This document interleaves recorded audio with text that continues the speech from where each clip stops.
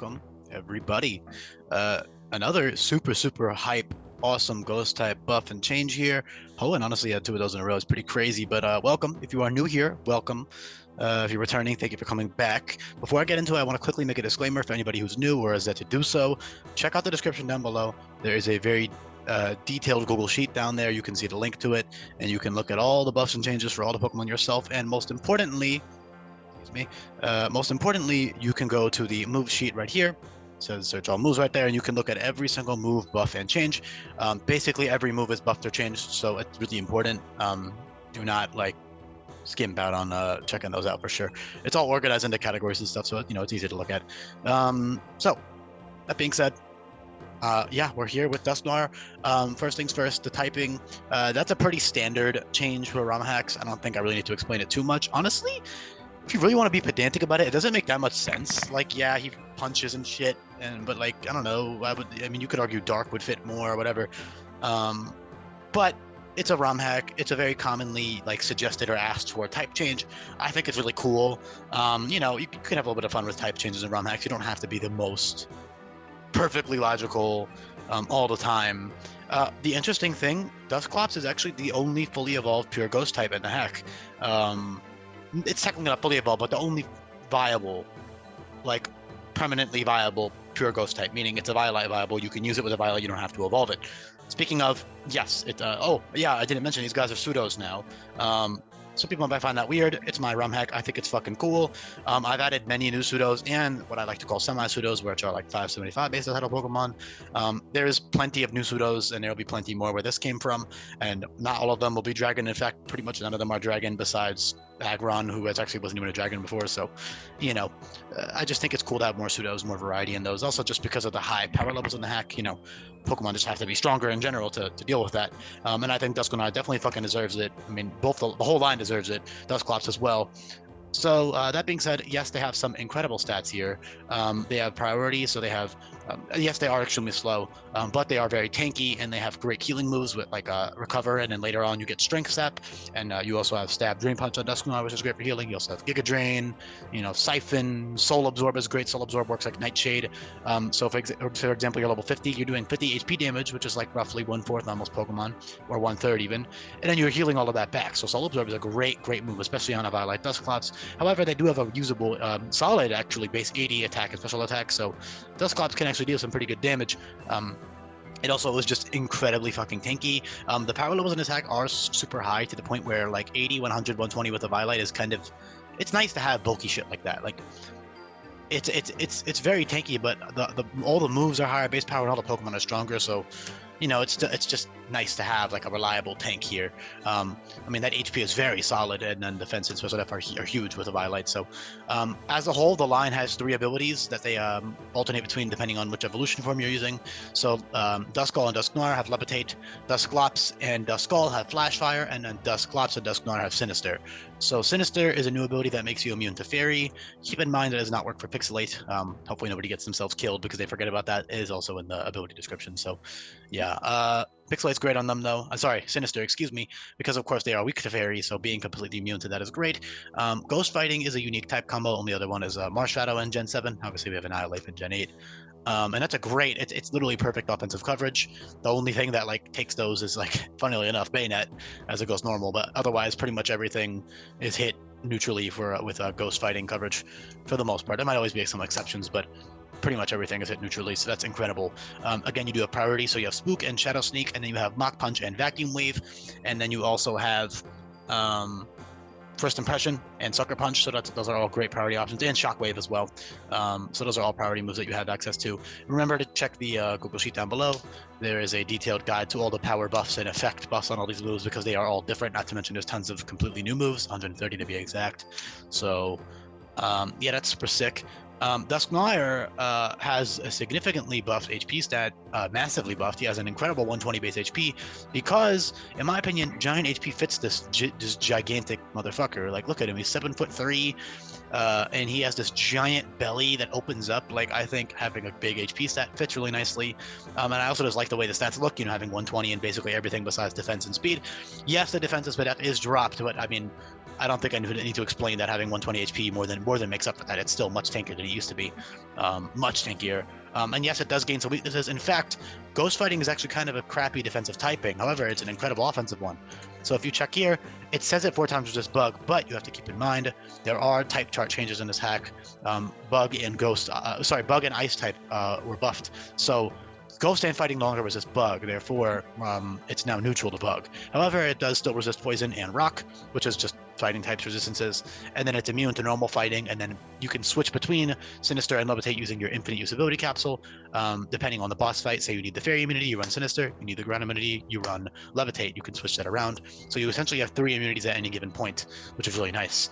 The reason I chose Flash Fire for the pre-evolutions, it fits very well, actually. If you read their dex entries, it talks about how they absorb Will of the Wisps and stuff, and they have a spectral ball of fire burning inside and whatever. So especially Duskull, you can literally see it in Duskull's case. So that fits super well, and I just think it's really cool to have a pure ghost type that's immune to fairy or fire, depending on which ability you're running. So it's just a really great defensive Pokemon, utility Pokemon. You know, it has stuff like Parting Shot and Dual Screens and Haze and Scary Face Leer, Confide are all buffed, and Will-O-Wisp, and just all kinds of amazing stuff here. Really, it can just be an incredible utility mon. Strength Sap is an incredible healing move. Soul Absorb is also great.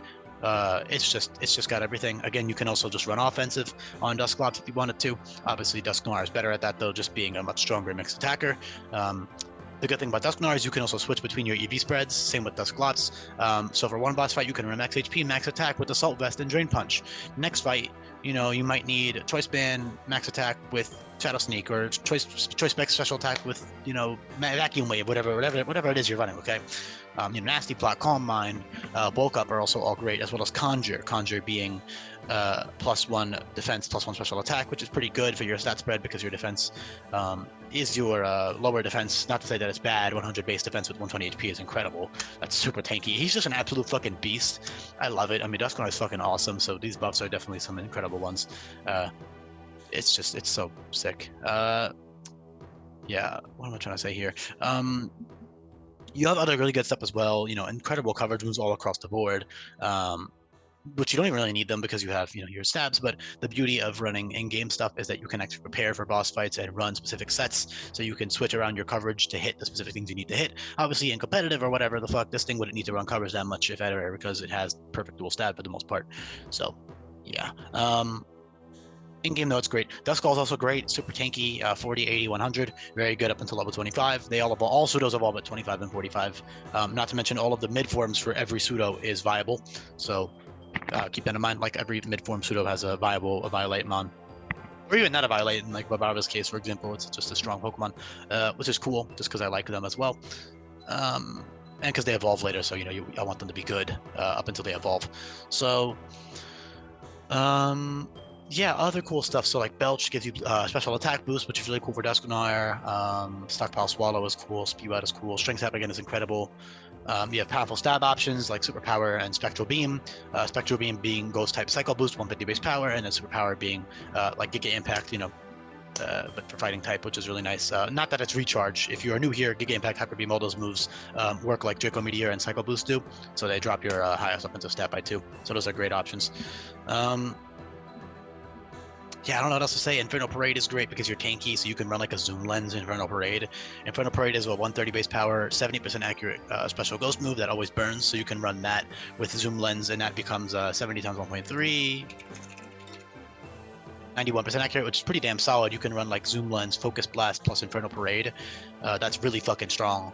And you can run that with like Thunder or something else as well. Blizzard, Thunder, whatever, or just Calm Mind, whatever you want to do. Strength Sap, Strength Sap, Zoom Lens. You got so much cool shit. It's got so many great options.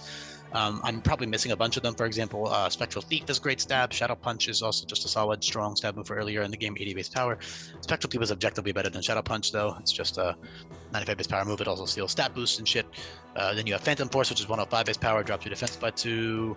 Shadow Force is the same thing. Sorry, Phantom Force only drops it by 1, excuse me. Shadow Force drops it by 2, and then is 120 base power, so that's like the trade-off there. Yeah. It's just got so much fun, cool shit. I love it, really. What am I trying to say here? Circle Throw is cool because you're tanky, so you can, it's 90 base power, 100% accurate, and you can use that really nicely.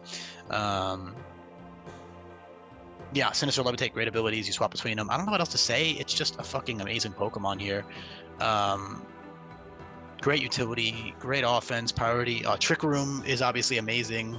Trick Room is now neutral priority, so you could actually run Quick Claw Trick Room to bypass Taunt if you wanted to. Taunt is pretty common in game on AI because, you know, I just want to make setup a little bit harder. So, but you can use like Quick Claw and not use it every item, obviously, but it's still pretty good. Or you can just run it, you know, click it later in the battle. You also have Parting Shot and shit. Obviously, Trick Room is insane with 120 offenses and Ghost Fight and Dual Stab and 20 base speed. You're just going to town with that, which is why it's so late level. But yeah, like late game, you can tear shit up with that if you want. It can, you know, that Assault Vest set is fucking crazy. I mean, AV, Drain Punch, plus any other, you know, plus Ghost Stab, plus filler. First Impression would be pretty good because priority, and then you can run like Mock Punch or Shadow Sneak or a Spook, or, you know, you can also run special sets. That's another thing. Like, keep in mind, yes, physical sets are good because you have Drain Punch and shit, but depending on your EVs and your IVs and your nature, specifically your IVs and your nature, which are things you can't change until the end of the game. You can't change the nature at all, but IVs you can use bottle caps for post game. But yeah, it's really cool to have special sets as well. Those are also great. Again, that Inferno Parade stuff is pretty nutty, and of course you have great, arguably better even special coverage. Not that you need it that much, but it's just got so many fucking cool things. I'm probably missing a few things, like for example, Z Spectrify gives you an Omni Boost, which is pretty good. It just makes you super tanky and strong, and then you can use that with Sword Power, Power Chip to give you +1 attack or special attack, and get a high base power move. Power Chip's kind of poopy because it's Dark type, but still pretty cool. It's just there for flavor. Yeah, I don't know what else to say. A Power Punch would be great on the AV set, Charge Beam as well, you know, depending on if you're running physical or special. So that's awesome. Like AV, Power Up Punch, Drain Punch, Mock Punch, Shadow Sneak, or, you know, plus a physical ghost move, like a stronger physical ghost move like Shadow Punch or Spectral Thief. It's just got everything. It's so strong. I love it. Nothing overpowered. Again, you need to keep in mind the power levels in attack are very high. It would be pretty hard to make something overpowered. To be honest, just because everything has priority. Like, there's always counterplay available, so you can be anything if you're smart about it and you teach the right moves and you have, you know, the right sets and EV spreads and shit. For the most part, if you play correctly, you know, it is a very complicated game when you have 6 Pokemon all the time and all these moves and shit, but you can definitely make it work. Any Pokemon is great now, but you know, super awesome buffs here. I need to wrap this up because I think I'm just repeating myself a lot, so I'll leave it off here. I think there's a couple other things I could mention, but I'll just leave it off there. Keep in mind you do have that document down below. You can check out everything for yourself. I highly recommend doing that. If you like these buffs or changes, please hit that like button. And also, if you're new here and you have not subscribed yet, definitely subscribe. You can check out my other videos if you want, or you can what I recommend is just looking at the sheets down below, and you can look at all these changes yourself. So, or you can do both. You know, Discord server is also down there if you want to join that. Ask me questions, get live updates, whatever you want to do. So. Yeah, thank you very much for listening. Let me know your thoughts down below, and goodbye.